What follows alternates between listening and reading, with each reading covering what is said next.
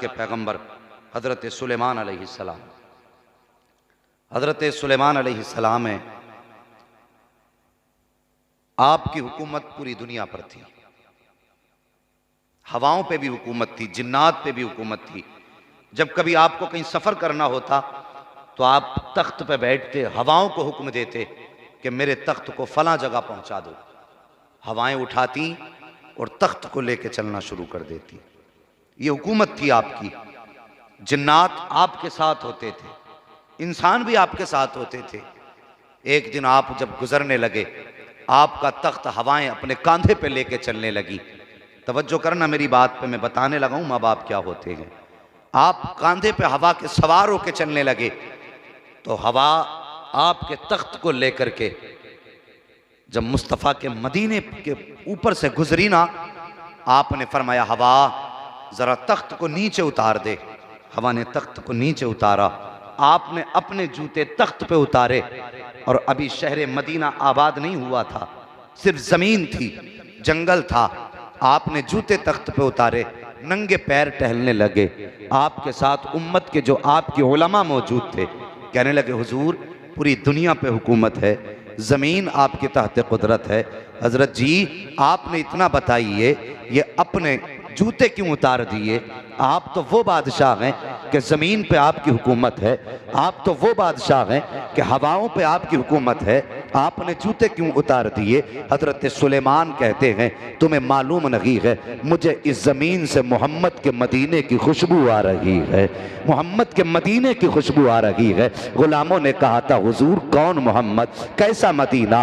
का तुम्हें मालूम नहीं है, आखिरी पैगंबर दुनिया में जलवगर होगा, वो अब्दुल्ला का लख्त जिगर होगा, आमीना का नूरे नजर होगा, बज़ाहिर तो यतीम होगा लेकिन कायनात का सहारा बन करके आएगा। वो पैदा मक्के में होगा लेकिन इस शहर को आके आबाद करेगा। कब इस शहर से मुझे आज भी इस मिट्टी से मोहम्मद के कदमों की खुशबू आ रही है और मैंने जूते उतार करके कयामत तक आने वाले मुसलमानों को बता दिया है, ओ दुनिया वालों जब भी मुस्तफा के मदीने से गुजरना हो, यहाँ जूते पहन के ना गुजरना बल्कि जूते उतार के मुस्तफा के शहर का अदब करके जाना। ये हजरत सुलेमान है। आपने मदीना शरीफ से फिर सफर शुरू किया। सफर करते करते समंदर के किनारे पहुंच गए। जी बेशक समझ में आ रही है जी, बात समझ में आ रही है आपके? सफर शुरू किया, हवा लेके चली समंदर के किनारे से। तख्त जब गुजरा आपने देखा समंदर में से मौजें उठ रही हैं, बहुत तेज की मूंजें। अल्लाह के नबी की नजर पड़ी, फरमाया हवा तख्त किनारे पे उतार दे। हवा ने तख्त किनारे पे उतारा।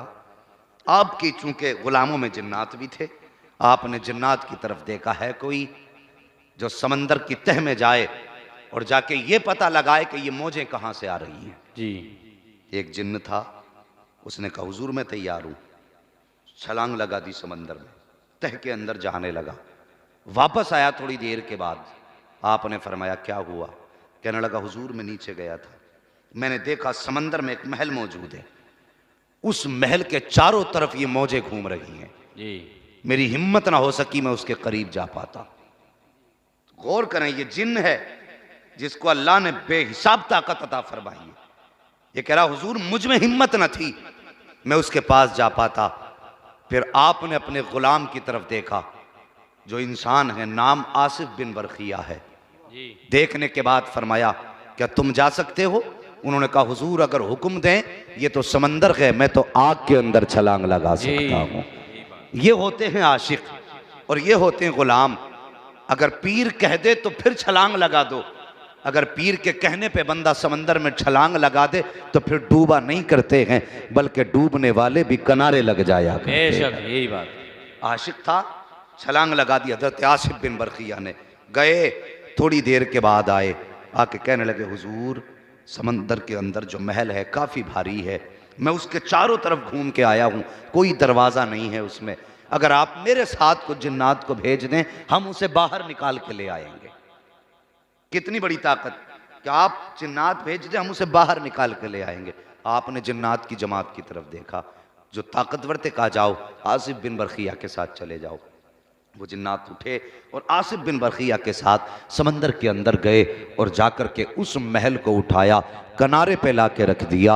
अल्लाह के नबी हजरत सुलेमान ने चारों तरफ चक्कर लगाया, कोई रास्ता ना था। हैरत में थे, या अल्लाह ये क्या मामला है। हाथ उठाए, या अल्लाह इस महल का रास्ता खोल दे, मैं देखना चाहता हूँ इसके अंदर क्या है। हजरत सुलेमान की दुआ कबूल हुई, उसका दरवाज़ा खुला, अंदर तशरीफ़ लेकर के गए। क्या देखते हैं, एक जवान बैठा हुआ है, आंखें बंद हैं, रब पे जिक्र इलाही है, लब पे जिक्र इलाही है, अल्लाह का नाम ले रहा है, अल्लाह की इबादत में मसरूफ है। आपने जाके सलाम किया, जैसी सलाम किया है उस बंदे ने भी आंख नहीं खोली है, बल्कि आंख खोलने से पहले उसने जवाब दिया और कहने लगा, ए अल्लाह के नबी यहाँ कैसे आ गए हो। अल्लाह अकबर। हजरत सुलेमान ने इतना सुना, कहते हैं जवान बता तो सही, तुझे मेरा नाम किसने बताया है। जवान कहता है, जिसने तुमको मेरा पता बता दिया है उसी ने मुझको तुम्हारा नाम भी बता दिया है। उसके बाद हजरत सुलेमान ने कहा था, जवान बता तो सही, यहाँ क्या कर रहा है, कैसे बैठा है, क्या तुझे भूख नहीं लगती है या तुझे प्यास नहीं लगती है। उसने कहा था, हजरत मुझे भूख भी लगती है, प्यास भी लगती है। कहा भूख लगती है तो क्या खाता है, प्यास लगती है तो क्या पीता है। उस जवान ने कहा था, हजरत अगर भूख लगती है तो इसी महल के अंदर एक दरख्त जमता है, उस पर तरह तरह के फल आते हैं, मैं फल खा लिया करता हूँ। प्यास लगती है तो इसी महल के अंदर दरिया जारी होता है, मैं उससे पी लिया करता हूँ। आप फरमाते हैं, जवान बता तो सही, कितने दिन हो गए हैं, कौन सी इबादत ऐसी की है जिसके बदले में रब ने इतना इनाम दिया है, कितने सजदे किए हैं तूने जो तुझसे अल्लाह इतना राजी हुआ है। उसकी आंख में आंसू आ गए, कहने लगा, हजरत मैंने कोई इबादत नहीं की है, मैंने कोई रियाजत नहीं की है। कहा फिर बता तो सही, ये तुझ पर अल्लाह का करम कैसे हो गया है। तो उसने कहा था, हजरत जी मैं आपको क्या बताऊं, अल्लाह अकबर। उसने कहा, अल्लाह ने मुझे माँ बाप की दौलत से नवाजा था, माँ बाप की दौलत से नवाजा था। कहा फिर, कहा जब माँ बीमार हुई मैंने सारा काम छोड़ दिया और अपनी माँ की खिदमत में लग गया। आज जवान मैं तुझसे पूछना चाहता हूँ, आज माँ बीमार हो जाती है तो कहता डॉक्टर को दिखा के आ जाना, मुझे काम बहुत है। तुझे माँ से ज्यादा काम प्यारा है, तुझे माँ से ज्यादा अपनी जात प्यारी है, तुझे माँ से ज्यादा अपनी जरूरतें प्यारी हैं। वो कभी सोच भी लिया कर, कौन माँ तुझसे दवा को कह रही है। ओ यार ये वो है जो तेरे सर के दर्द में रातों को सोया ना करती थी, ये वो है जो तू रो देता था तो रातों को जाग करके गुजारा करती थी, ये वो माँ है जिससे तूने एक बार कह दिया था, माँ मुझे सोने में डर लगता है, तो सारी रात तेरे सरहाने बैठ के गुजारती थी। आज उस माँ से कहता है मेरे पास वक्त नहीं है, तुझे शर्म तक नहीं आती है, अपने माँ को ये जवाब दिया करता है, तेरा वक्त कितना कीमती है। ओ खुदा की कसम, ये वो जात है अगर सारी जिंदगी इसके कदमों में बैठ के गुजार दे तब भी इसकी पैदाइश के झटके का एक दर्द के एहसास का तू हक अदा नहीं कर सकता। बेशक। नारे तकबीर, नारे रिसालत, उलमा अहले सुन्नत, जलसे साले सवाब, नारे तकबीर। बहुत खुमाशा। शर्म नहीं आती। जवान कहता, अम्मा वक्त नहीं है जी। भाई बड़े अदब से एक बात कहना चाहता हूं, ये जो माँ है ना, इसने कभी जिंदगी में सुख नहीं देखा जी। गौर से सुनना मेरी बात, तुमने बहुत पढ़ाइयां की होंगी, बड़ी बड़ी डिग्रियां शायद तुम्हारे पास हों, लेकिन जो दर्द दिल मैं बयान करने लगा हूं शायद कभी तुम्हारे ख्याल में ना आया हो। जी बेशक। ये जो माँ है ना, जिसे माँ कहते हो, इसकी जिंदगी में कभी सुख नहीं आया जी। आप कहेंगे कैसे, तो सुनो मैं तुम्हें बताऊं। जब ये पैदा हुई, दुनिया ने कहा बेटी हुई है जी। समाज में सफे मातम बिछ गई, बेटी हुई है। हमने तो दुआएं की थी अल्लाह बेटा देना जी। मुंह पे 12 बज गए जिस दिन ये पैदा हुई। इसने होश संभाला, पहले समाज ने सताया, अब रिश्तों ने सताया जी। यही बात। आप कहेंगे बाप को हर बेटी प्यारी होती है, मगर मैं पूछना चाहता हूं, जब बाप परदेश से आता है, कमा के आता है, घर में बेटी भी हो बेटा भी हो, घर में कदम रखा, हाथ में मीठा या फल की थैली है, तो बच्चे ही है ना जी। बेटों से ज्यादा बेटियां प्यार करती हैं बाप से। यही बात। ये मेरी बात लिख लें, बेटों से ज्यादा बेटियां प्यार करती हैं। जैसी बेटी को पता चला बाप आ रहा है, बेटा दरवाजे पे बाद में पहुंचा, बेटी पहले पहुंच गई। मेरे बाबा आ गए हैं, मेरे बाप आ गए हैं, ये कह के बेटी ने दौड़ लगाई। और यार बेटा पीछे था, बेटी आगे है। जब बाप ने बेटी को आके देखा, इसने बेटी को नजरअंदाज किया। जब बेटे को आते देखा, इसने बेटे को उठाया, गोद में ले लिया। और यार भाग के तो बेटी पहले गई थी, तेरे कदमों से बेटी पहले लिपटी थी, तूने बेटी को साइड कर दिया, बेटे को तूने गोद में उठा लिया। तू मुझे बता तो सही, शायद वो जिंदगी में तुझसे कह ना पाई, लेकिन जैसी तूने हाथ के इशारे से बेटी को साइड किया था, खुदा की कसम बेटी का दिल टूट गया था। तूने साइड से किया कि उसको, बेटे को उठाया, जो चीज तेरे हाथ में थी तूने बेटे के हाथ में ला कर दे दी। और तूने जाना नहीं है, तूने अपने बेटे की खुशी के लिए अपनी बेटी को साइड कर दिया। तेरा दामन पकड़ के बिस्तर तक बेटी भी आई है, लेकिन तूने बेटे को गोद से ना उतारा। बेटी से कहा तू पानी लेकर के आ। और यार बेटी हसरतों को दिल में लेके पानी लेने चली गई, पानी लेकर के आई है। शायद अब बाप मुझे वक्त देगा, फिर भी बाप ने वक्त न दिया है। फिर बेटी की दूसरी ड्यूटी लगा दी, जल्दी कर मेरे खाने का इंतजाम कर दे। और यार तू बेटे को गोद में लेके खिलाता रहा। मैं जानता हूं तू बेटे को इतना प्यार क्यों कर रहा है, मुझे पता है तू बेटी को नजरअंदाज क्यों कर रहा है। यह सोच करके कि ये बेटा वो है जो बुढ़ापे का सहारा बनेगा, ये बेटा वो है जिससे तेरी नस्ल चलेगी, ये बेटा वो है जो तेरे नस्ब को फरोग देगा, ये बेटा वो है जो बुढ़ापे का सहारा बनेगा। अगर तू ये सोचता है तो गलत सोचता है। खुदा की कसम, अगर बेटा तेरा दुनिया का सहारा होता है तो सुन, बेटी दुनिया का सहारा ना सकी लेकिन आखिरत का सहारा हो। बेशक सुभान, नारे तकबीर, नारे रिसालत, उलमा अहले सुन्नत। बहुत खूब माशाअल्लाह। ये सताई गई अपने कभी बेगानों से, आबरू अपनी बचाती रही शैतानों से। जी। ओ भाई, बेटियां हर दौर में सताई गई हैं। जब होश संभाला तो रिश्तों ने तड़पाया, और जब जवानी की दहलीज पे कदम रखा तो फिर लोगों के तानों ने जीने ना दिया। जी। फिर लोगों के ताने शुरू हो गए। बच्ची जवान हुई तो बेटी घर में होती है और पड़ोस की औरतों को कोई दूसरा काम नहीं होता। जहां चार इकट्ठी हुई, कहती देखो बेटी घर में जवान हो गई। ऐसे ऐसे जुमले माज़अल्लाह बेटियों के लिए कोई भी बोल देता, शर्म नहीं आती। ऐसा लगता है बाप से ज्यादा मुसीबत पड़ोसी पे गुजर रही है। जी। बेटियां किस्मत को रोया करती हैं अपनी, क्यों? हमारे समाज की वजह से। बेटी जवान हुई तो मोहल्ला नहीं जीने देता। अगर बाप गरीब है और बेटी को पता चला मोहल्ले में शादी है, बाप आया, किसी की बेटी का सजा जहेज देखा, घर में आके मुंह पे चादर डाल के रोने लग गया। बेटी ने आके पूछा अब्बा खैर तो है? ये नहीं कहा बेटी गरीबी ने रुला दिया। ये नहीं कहता तेरी फिक्र नहीं सोने देती, बल्कि रो आंखें साफ करके कहता बेटी कोई बात नहीं है। बेटी पूछती अब्बा अगर कोई बात नहीं तो आंखों में सुर्खी कैसी? कहता बेटी तबीयत खराब है। अल्लाह अकबर। बेटियां नादान नहीं होती हैं, और खुदा की कसम तेरी नब्ज पकड़ के बता देंगी कि बाप को किस चीज ने रुलाया है। जी। हजार झूठ बोलो, बेटियां समझ जाती हैं। बाप की सुर्ख आंखें देखी तो तुम्हें क्या लगता है बेटी चैन से सो पाई होगी? फिर बेटियां जाकर के कमरे में अकेली रोया करती हैं। किस दौर में बेटियों को सुख दिया गया? फिर समाज ने सताया, फिर रिश्तों ने रुलाया, फिर शादी के गम ने सताया, और यार जब निकाह करके आई शोहर की जिंदगी में, फिर ससुराल वालों ने सताया। जी। ये सारे गम सहती रही। एक दिन खुदा ने इसकी गोद में चांद सा बेटा दे दिया। मेरी बात सुनना जो मैं कहने लगा हूं।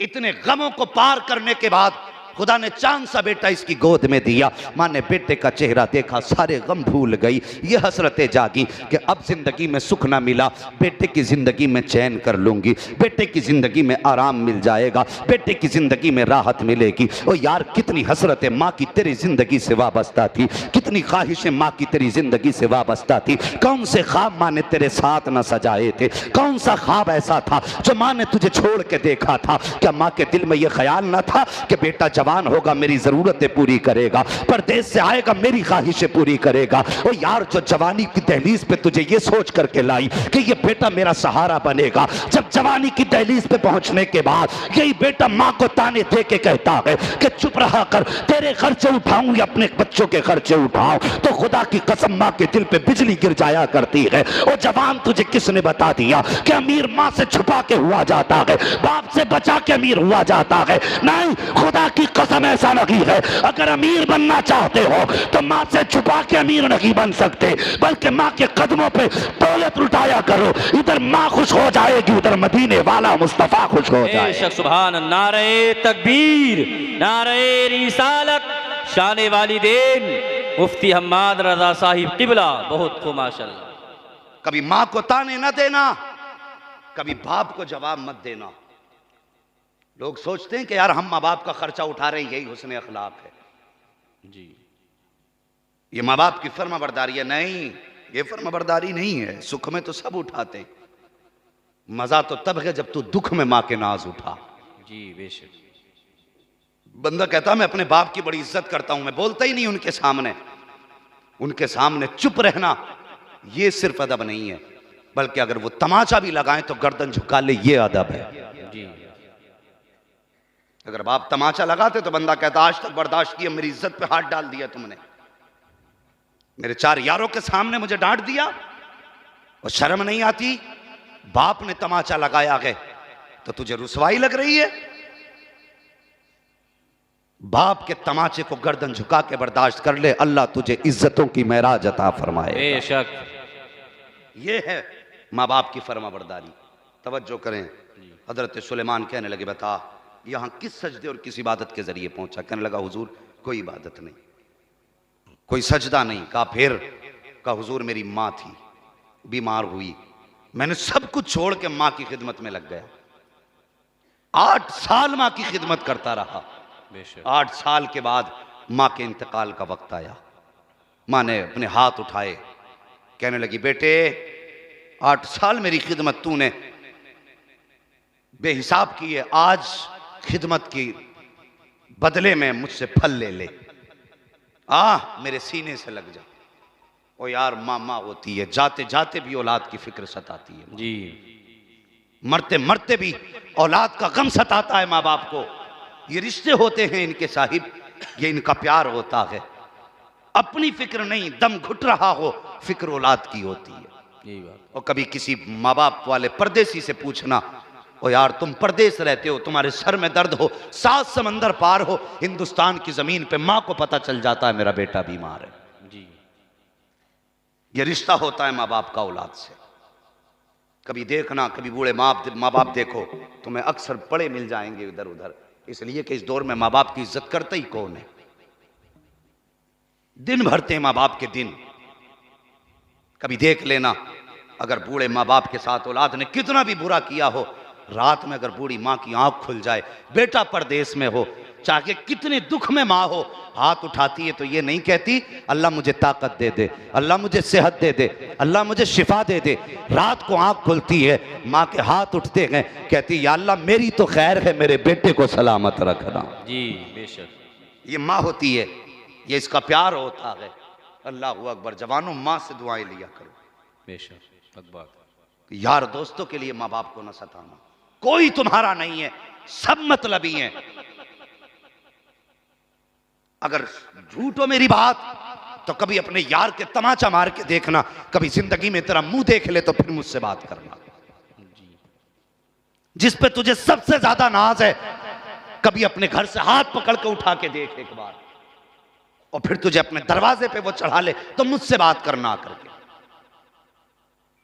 और खुदा की कसम तू 10 बार माँ बाप को गाली दे चुका है, तूने 50 बार भी अगर माँ बाप को बिस्तर से उठाया होगा, एक बार पुकार के देखना, सारी तकलीफें भूल करके माँ बाप आके तुझे सीने से लगा ले। बेशक। मेरी बात सच्ची नहीं है? जी। अगर सच्ची है तो फिर जबान पर ये फालिज क्यों है, बोलते क्यों नहीं हो सुभान अल्लाह? सुभान अल्लाह। गौर करो मेरी बात पर, मैं गलत नहीं कह रहा हूं। सारे रिश्तों से बड़ा रिश्ता माँ बाप का रिश्ता है। जी। आज यारी के लिए माँ बाप को सता देते हो। बाप ने कहा बेटे उसके साथ मत खड़ा हो, कि तुम कौन होते हो, मेरे बचपन का साथी है ना, ये जवाब ना दे। खुदा की कसम अपने आप को भी तू इतना नहीं जानता जितने तेरे माँ बाप तुझे जानते। जी। बात समझ रहे मेरी?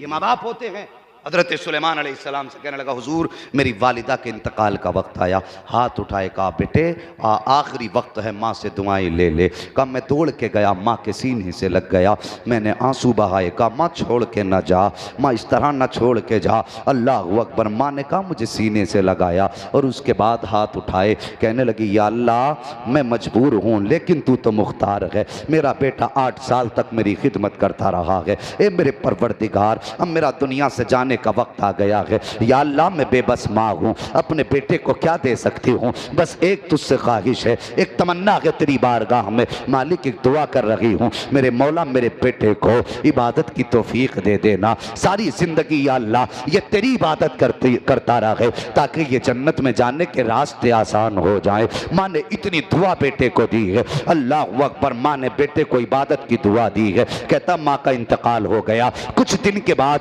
फिर बाप बीमार हुए, मैं बाप की खिदमत में आ गया। कुछ दिन तक मैं बाप की खिदमत करता रहा। जब बाप के इंतकाल का वक्त आया, बाप ने कहा बेटे तूने जाते जाते माँ से दुआएं ले ली थी, कुछ दुआ अपने बाप से भी ले ले। अल्लाह अकबर। मैं गया बाप के पास, बाप के कदमों पे सर रख के बैठ गया। मेरे बाप ने कहा बेटे जाते जाते माँ ने क्या दुआ दी थी? कहा अब्बा जान मेरी माँ ने मुझे मेरे हक में दुआ की थी, या अल्लाह मेरे बेटे को इबादत की तौफीक देना। बाप ने कहा बेटे अगर बंदा इबादत करता है तो शैतान उसकी इबादत को रायगा भी कर सकता है। इबादत आबिद की इबादत को शैतान छीन भी लेता है। आज तुझे तेरी दुआ दे करके तेरी इबादत को महफूज कर दूं। कहा अब्बा जी कौन सी दुआ? बाप ने कहा था या अल्लाह मेरे बेटे को इबादत की तौफीक ऐसी जगह देना जहां पर शैतान का पर तक ना पहुंच सके। या अल्लाह मेरे बेटे को ऐसी जगह इबादत की तौफीक देना जहां तक शैतान की रसाई ना हो। कहता हजरत इतनी दुआ दे करके मेरे माँ बाप तो दुनिया से चले गए। एक दिन मैं दरिया के किनारे आया, समंदर के किनारे टहल रहा था। क्या देखा? बड़ा खूबसूरत महल है। मैंने सोचा इसके अंदर जाऊं। कहा ये सोच करके अंदर आया मैं। कहा जैसी अंदर आया हूं दरवाजे बंद हो गए, फिर मुझे पता ना चला। कहा हजरत जी जैसी इस महल में आया दरवाजे बंद हुए। कहा दुनिया भूल गया, बस मैं रब की इबादत में लग गया हूं। अल्लाह अकबर। हजरत सुलेमान ने कहा था बता तो सकी कितने साल गुजर गए हैं इबादत करते करते। उसने कहा हजरत जी मुझे साल का तो अंदाजा नहीं, लेकिन मैं जिस दौर में आया हूँ वो दौर इब्राहिम खलीलुल्लाह का दौर था। हजरत इब्राहिम के दौर में आया हूँ। जब जोड़ा गया हिसाब लगा करके तो 2000 साल गुजर चुके थे। आपने फरमाया जवान बता तो सकी क्या तुझे यहाँ डूबने का डर ना लगा? उसने कहा हजरत जी डर की बात करते हो, जिनके साथ में माँ की दुआएं होती है वो कभी डूबा नहीं करते हैं, बल्कि डूबते भी होते हैं तो किनारे लग जाया कर। बेशक सुभान अल्लाह सुभान अल्लाह। बहुत खूब। जवानों अपने माँ बाप से दुआएं ले लो, माँ बाप की खिदमत करो। अगर ये चले गए तो तुम्हें बेटा कहने वाले बहुत मिलेंगे, लेकिन प्यार से फ्री में दुआएं देने वाला तुम्हें नसीब नहीं हो। जी यही बात। माँ बाप की इज्जत कर लो, उनसे पूछो जिनके सर पे माँ नहीं है। खुदा की कसम सारी खुशियां माँ के कदमों से लिपट के मुकम्मल होती हैं। तुम्हें पता क्या है? अभी ईद का दिन देखना, कभी यतीमों के दरवाजे पे भी जाके देख लिया करो जिनके घर में माँ नहीं है। नए कपड़े पहन के घर से निकले, दुनिया में घूमे फिरे, लेकिन उनका घर में जाने का मन नहीं होता। जी जानते हो क्यों? उन्हें पता है कि घर में जाएंगे तो माँ नजर नहीं आएगी, और जब माँ दिखाई नहीं देगी तो फिर ईद मुकम्मल नहीं होती है। अल्लाह ने तौफीक दी है, माँ बाप दिए, इनकी इज्जत कर लो, इनकी कदर कर लो। खुदा की कसम अगर ये राजी हैं तो पैदा करने वाला खुदा भी राजी है। बेशक। आज बंदे को होता क्या है, ये समाज की बात बताने लगा हूं, होता क्या है जिंदगी में कभी माँ बाप को 10 रुपए के केले ला के न दिए। 10वें 40वें पे इतना लंबा दस्तरखान सजाया जाता है कि एक बार में तो नजर में भी सब नहीं आता। जामा में लाभे इतने लंबे, कहने लगे जितनी चीजें मेरे माँ को या बाप को पसंद थी मैंने सब ला के रख दी। जी मैं कहता हूं जवान मरने के बाद जितनी चीजें खरीद के लाया है काश उसकी जिंदगी में ला के रख दी होती। बेशक। काश वो जीते जी ने खा लेते तो तुझे कितनी दुआएं दे जाते। बेशक। हमारे लोग, हमारे बीच में कितने ऐसे लोग भी हैं हमारे समाज के अंदर, क्या आप देखो तो 24 घंटे मस्जिद में रहते हैं, लेकिन माँ की जरूरत सुनने के लिए उनके पास 5 मिनट का वक्त नहीं। बेटा जाकर के मीनार में 50-50 हजार रुपए दे के मीनार बनवा रहा है, माँ के 50 रुपए की दवा ला के देने तैयार नहीं। जी अल्लाह क़यामत में यही मीनार उठा के कमर पे रख देगा। याद रखना मेरी बात, अगर तू मां का नहीं हो सकता तो याद रख खुदा का भी नहीं हो सकता। जी है बात। 50,000 दो तुम्हारी मर्जी, लेकिन उससे पहले 50 रुपए की मां की दवा ला के दे दो। बाप खांसता है, बेटे मुझे खांसी हो रही है, कोई सिरप ला दे। पहले टालता रहा, कभी ला के भी दे दिया। बाप ने पी लिया, कहा बेटे वो सिरप जो लाया था उससे फायदा हुआ, एक और ला दे। हाथ में पर्चा लिया, फाड़ दिया। कहने लगा तुम्हारे यही ड्रामे। वो यार जब ये जवाब माँ बाप को दोगे तो उन्हें हार्ट अटैक नहीं होगा तो क्या होगा? जी धड़कने दिल की ना रुकेंगी तो क्या होगा? जानते हो ये हार्ट अटैक होता क्यों है? जब औलाद माँ बाप को खिलाफे वाकया और खिलाफे तवक्को जवाब देती है ना, तो माँ बाप के दिल पे झटका लगता है, और जैसी झटका लगता है जो खून जहां है वहीं ठहर जाता है। अगर 3 सेकंड के लिए भी खून ठहर गया ना तो कई जगह पे खून में गांठें बन जाती है। जी फिर खून चलता है। तो कभी अगर पैर के नाखून में यहां गांठ बन गई और फिर खून ने फिर रफ्तार पकड़ी चला, वो रिश्ते रिश्ते खून, वो गांठ चलते चलते दिल तक पहुंचती है और किसी दिन आके दिल की नस बंद कर देती है। जिस दिन नस बंद हो जाती है उसी दिन सांसें थम जाती हैं। दुनिया कहती है हार्ट अटैक हो गया, मैं कहता हूं नहीं, ये हार्ट अटैक नहीं है, बल्कि ये औलाद के जुमलों ने बाप की जान निकाल डाली है। जी मेहरबानी करो, कभी माँ बाप को उल्टे सीधे जवाब ना दिया करो, माँ बाप का दिल ना दुखाया करो। अगर इनका दिल टूटा तो रब रूठ जाएगा। बेशक।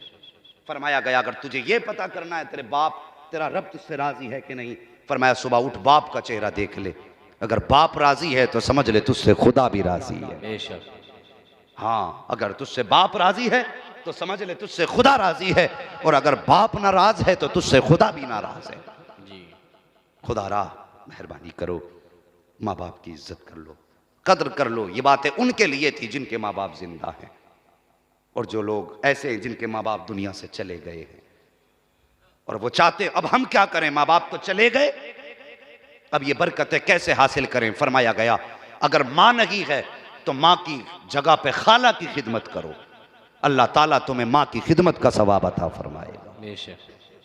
अगर बाप नहीं है, फरमाया गया बाप की जगह चचा की खिदमत करो, जब बाप की जगह चचा की खिदमत करोगे अल्लाह तुम्हें बाप की खिदमत का सवाब अता फरमाएगा। बेशक। लेकिन हमारा समाज एक हंगामे महशर हो तो भूलूं उसको, सैकड़ों बातों का रह रह के ख्याल आता है। जी मुफ्ती साहब इधर भाई का इंतकाल हुआ, उधर चचा की नियत भाई की जायदाद पे पड़ जाती है। जी अब वो चाहता है कि कब और कैसे इसमें से मैं हड़प लूं जगह। कितनी बेवाओं को देवरों ने घर से निकाल दिया, उनके बच्चे सड़कों पे फिरते रहे, क्यों? ताकि भाई की जमीन मुझे मिल जाए। वो भाई किसी की जमीन हड़प कर माना कि दुनिया में 4 दिन जी लेगा, लेकिन तुझे पता है इसका अजाब कितना बड़ा है। आज जमीनों पे जाके देखो लठ चल जाते हैं, पूरे खेत में कुछ नहीं होता, मेड़ कुरेद रहा। जी यही बात है। खेत छोड़ देगा, मेंढ पे ही बैठेगा जाके, धोरे खोद रहा। मैंने देखा जो मुसलमानों के खेत है ना, उनमें मेंढों की बटियां बना दी, आदमी चल नहीं सकता। और तुमसे अच्छे तो गैर मुस्लिमों के आपस में सुलूक है, उनकी मेंढे जाकर के देखो, आदमी सो जाता आराम से। हमारी नीयतें इतनी खराब हो गई, और तुझे पता नहीं अगर तूने 1 इंच भी किसी की नाजायज काट ली, 1 इंच, कयामत के दिन 7 जमीनों की मिट्टी खोदी जाएगी इतनी, और गठरी बांध के तेरे सर पे रखी जाएगी, और पीछे आग का कोड़ा लेकर के फरिश्ते खड़े होंगे, अब इसे लेके चल। जब रखी जाएगी जमीन में धंस जाएगा, और जब नहीं चलेगा आग के कोड़े बरसेंगे। अब तेरी मर्जी है, जितनी मिट्टी लेके चल सकता है उतनी भाई की जमीन काट ले, और अगर बचना चाहता है तो अगर किसी के इंच नहीं, अगर सूत भर भी है तो खुदा के डर से मुस्तफा की रजा के लिए अपने भाई को बुला, उसके हवाले कर दे, कहते भाई मुझे तेरा कुछ नहीं चाहिए, मुझे वो चाहिए जो मुझे रब देगा, जो मेरा रसूल अदा करे। बेशक हक बात, सुभान अल्लाह। ये नियत सुभान है। अल्लाह। जी अल्लाह खैर करे, चचा भी गासिब होकर बैठ जाता है, भतीजा जान बचा के घूम रहा है। मेहरबानी करना, बाप के इंतकाल के बाद दुनिया कहती है आज से हम वारिस हैं, आज से हम वारिस हैं। लेकिन कब तक? जब तक मेहमान दरवाजे पे हैं। जब चले गए ना तो फिर कोई किसी का वारिस नहीं रहता, सबको अपने प्यारे हो जाते हैं।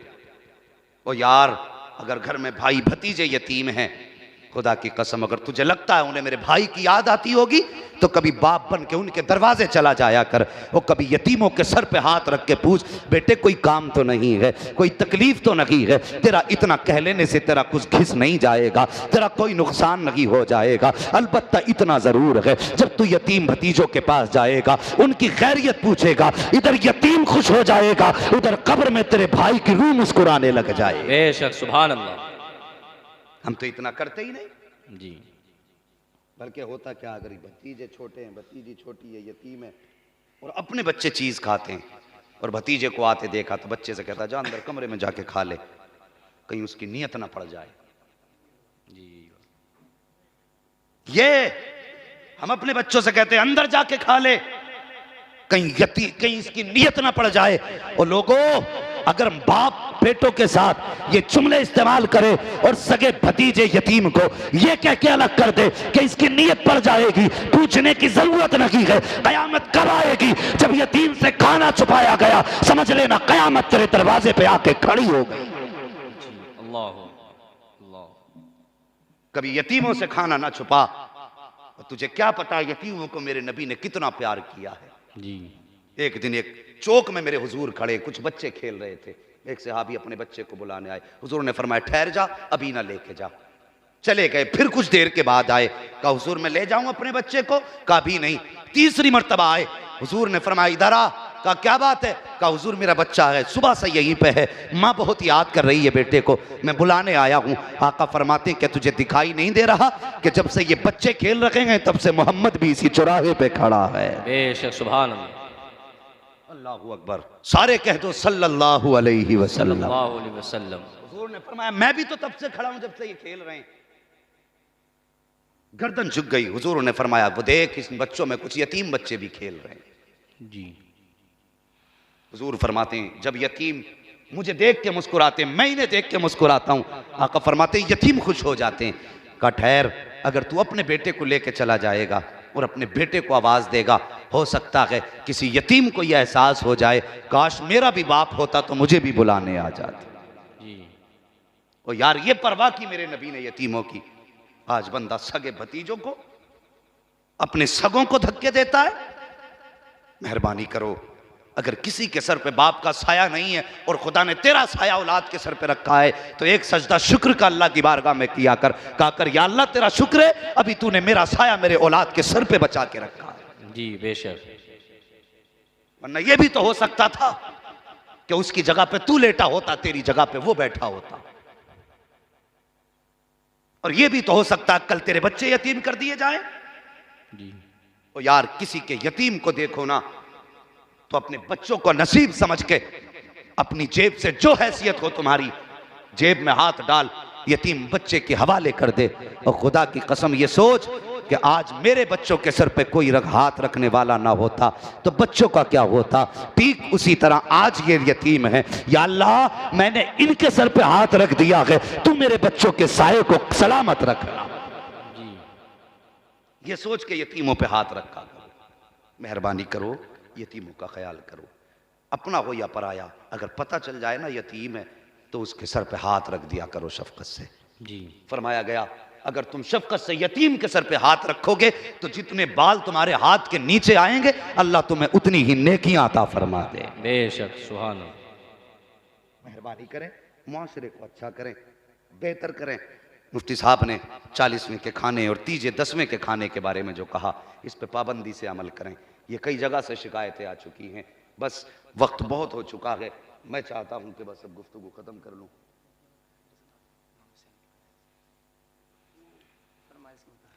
हमारे भाई की फरमाइश है कि थोड़ा सा एक वाक़या इमाम अली मकाम के ताल्लुक से भी कुछ उनकी शान में बयान हो जाए। अभी थके तो नहीं आप लोग?